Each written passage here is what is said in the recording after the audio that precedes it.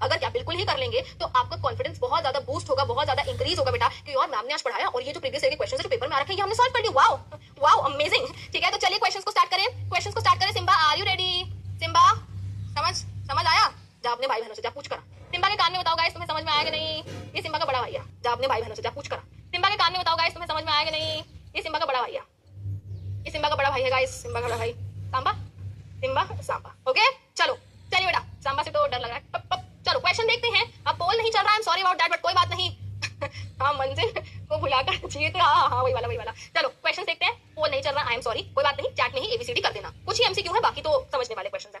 तो क्वेश्चन कहता है which of the following is not a physical change. कौन सा फिजिकल चेंज नहीं है यार? तुम्हारे सामने मैं देख रही हूँ, पोल नहीं चल रहा है, देखो। चलो कोई बात नहीं, ठीक है। Which of the following is not a physical change, I am giving you 30 seconds, तुम एबीसीडी चैट में ही कर दो। फिजिकल चेंज नहीं है, कौन सा फिजिकल चेंज नहीं है? मैं पानी पी लूं तब तक। वेरी गुड, बहुत बढ़िया, शाबाश बेटा। फिजिकल चेंज नहीं है ना। पहला है boiling of water to give water vapour. बच्चा आपके पास पानी है लिक्विड और वो आपको वाटर वेपर दे रहा है, यानी कि गैस, लिक्विड से गैस में चेंज हो गया। Change in physical state is a physical change, तो ये तो फिजिकल चेंज है। ठीक है, melting of ice to give water physical change है। Dissolution of salt in water, यानी कि पानी में सॉल्ट का डिसॉल्व होना। भाई कोई नई चीज थोड़ी ना बन रही है, बस पानी यहाँ था नमक यहाँ था, अब मैंने दोनों को मिला दिया, मिल गए, कोई नई चीज तो नहीं बनी है। ये तो नाइन्थ में पढ़ते थे, इस मैटर अराउंड द प्योर। ठीक है, physical change. Combustion of liquefied petroleum gas, which of the following is not a physical change. ठीक है, कंबशन बेटा, कंबशन हो रही है, एलपीजी का कंबशन हो रहा है, तो ऑब्वियसली यार, ऑब्वियसली है ना। So this is not a physical change. Correct answer हो गया आपका ऑप्शन डी। क्लियर है? चलो अगला क्वेश्चन देखो। अगला क्वेश्चन कहता है which of the following is necessary condition for all chemical reaction. Chemical reaction होने के लिए, कोई भी केमिकल रिएक्शन उसके होने के लिए नेसेसरी कंडीशन क्या है? The reactant should be in the same state, energy should be supplied to the reactants, the reactant should be at the same temperature, there should be physical contact between the reactants. बताओ भाई, सोच के बताओ, सोच समझ के जवाब दीजिए। आला रे आला सिम्बा आला, चलो भाई, है ना। अब देखिए बच्चा, which of the following is a necessary condition for all chemical reaction. Chemical reaction होना है तो भाई ये तो चीज होनी ही चाहिए। Reactant should be in the same state, जरूरी नहीं है भाई, अलग अलग स्टेट से भी हो सकते हैं, कोई सॉलिड कोई लिक्विड, कोई जरूरी नहीं है, नेसेसरी नहीं है। Energy should be supplied to the reactant, जरूरी नहीं है। The reactant should be at the same temperature, जरूरी नहीं है। There should be physical contact between the reactants, बच्चा ये चीज जरूरी है। आपको इन दोनों चीज के बीच में केमिकल रिएक्शन कराना है, आपको इन दोनों को मिक्स करके केमिकल रिएक्शन कराना है। आपने ये चीज, कोई केमिकल है वो आपने इस कमरे में रख दिया, दूसरा केमिकल आप दूसरे कमरे में रखा है और हम कह रहे हैं रिएक्शन नहीं हो रहा। रिएक्शन क्यों नहीं हो रहा है? तो बच्चा जब दोनों को मिलाओगे, जब दोनों के बीच में कांटेक्ट होगा तभी तो रिएक्शन होगा, समझ रहे हो? तो नेसेसरी कंडीशन क्या होगी? There should be physical contact between the reactants. Clear है? बहुत बढ़िया। चलिए अगला क्वेश्चन देखो। Which of the following processes involve chemical reaction? Chemical reaction बच्चा कहाँ पे हो रहा है? Storing of oxygen gas under pressure in a gas cylinder. Gas के सिलेंडर में आपने ऑक्सीजन गैस को स्टोर करके रखा हुआ है। Liquefaction of air, ये हम अपनी क्लास 9 में पढ़ते थे, याद है? Keeping petrol in a china dish in the open, heating copper wire in the presence of air at high temperature. तो कह रहा है कि कहाँ पे केमिकल रिएक्शन हो रहा है? यार तुमने ऑक्सीजन को सिलेंडर में स्टोर करके रख दिया तो रख दिया, ठीक है, क्या हो गया? कुछ भी नहीं हुआ।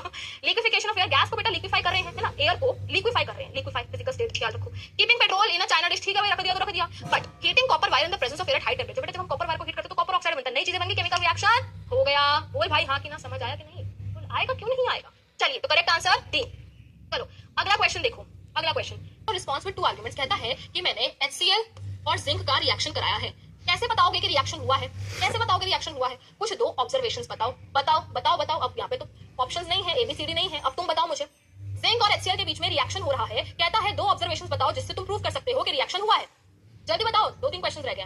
Very good, evolution of gas, बहुत बढ़िया, बहुत बढ़िया बेटा, गैस निकल रही है, शाबाश। Next, very good temperature change, बहुत बढ़िया बहुत बढ़िया। तो हम क्या कह सकते हैं बेटा कि आपकी गैस जो है वो रिलीज हुई है, ये हमें ऑब्जर्व हुआ, टेम्परेचर में चेंज हमें ऑब्जर्व हुआ, तो हमने दो ऑब्जर्वेशंस बता दी हैं। वेरी नाइस, बहुत बढ़िया, समझ आया, क्लियर हुआ, वेरी गुड। चलिए अगला क्वेश्चन देखो। अगला क्वेश्चन है दो characteristics of the chemical reaction which occurs on adding potassium iodide to lead nitrate. कहता है पोटेशियम आयोडाइड को लेड नाइट्रेट में आपने डाला है, Ki plus PbNO3 whole twice. ठीक है, पोटेशियम आयोडाइड को लेड नाइट्रेट में डाला है, आपको क्या मिलता है बेटा? KNO3 plus PbI2। कहता है कि दो कैरेक्टरिस्टिक्स बताओ, तो क्या हो रहा होगा यहाँ पे? वेरी नाइस, मैंने आपको क्लास के दौरान भी बताया था, बहुत बढ़िया बहुत बढ़िया। सबसे पहले तो बेटा आपका यहाँ पे प्रेसिपिटेट बनता है, येलो प्रेसिपिटेट, है ना, येलो कलर का प्रेसिपिटेट बनता है, साथ ही में कलर चेंज भी होता है, ये कलरलेस दोनों को मिलाया, येलो कलर का प्रेसिपिटेट बन गया, कलर चेंज भी हो गया। तो हमारे यहाँ पे कौन सी दो ऑब्जर्वेशन हो गई? Yellow precipitate of lead iodide and colour changes from colourless to yellow. Clear है कहानी? समझ आई है बात? हाँ या ना? चलिए चलिए, वेरी गुड वेरी गुड। अब लास्ट क्वेश्चन, इक्वेशंस को हमने क्या करना है? बैलेंस करना है। इक्वेशन को हमने क्या करना है बच्चों? बैलेंस करना है। आइए इक्वेशन को बैलेंस करते हैं।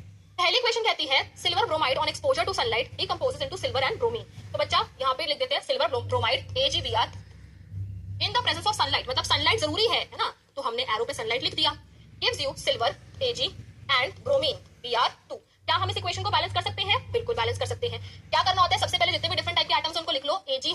Br है, ठीक है, LHS RHS, LHS में कितना बेटा Ag है, एक, Br कितना है, एक, RHS में एक Ag और यहाँ पे 2 ब्रोमीन। तो अब हमें बैलेंस करने के लिए क्या करना होगा, LHS में देखो एक ब्रोमीन 2, यहाँ पे 2 से मल्टीप्लाई करेंगे। अब मेरे साथ क्या बोलेंगे, LHS में जो ब्रोमीन है उसको 2 से मल्टीप्लाई करना है, LHS में जो ब्रोमीन है उसको 2 से मल्टीप्लाई करना है। गलती से भी यहाँ पे 2 मत लगा देना बेटा, है ना। चलो तो 2 हो गया, ब्रोमीन तो आपका 2 हो गया, साथ ही साथ आपका Ag1 की बजाय कितना हो गया, 2 हो गया, ठीक है। अब ये 1 है, ये 2 है, तो इसको 2 से मल्टीप्लाई कर दो। RHS में जो सिल्वर है उसको 2 से मल्टीप्लाई करेंगे, RHS में जो सिल्वर है उसको 2 से मल्टीप्लाई करेंगे, एंड इसी के साथ बेटा आपकी इक्वेशन क्या हो जाएगी, बैलेंस हो जाएगी, 2 2 2 2, है ना, 2 2 2 2।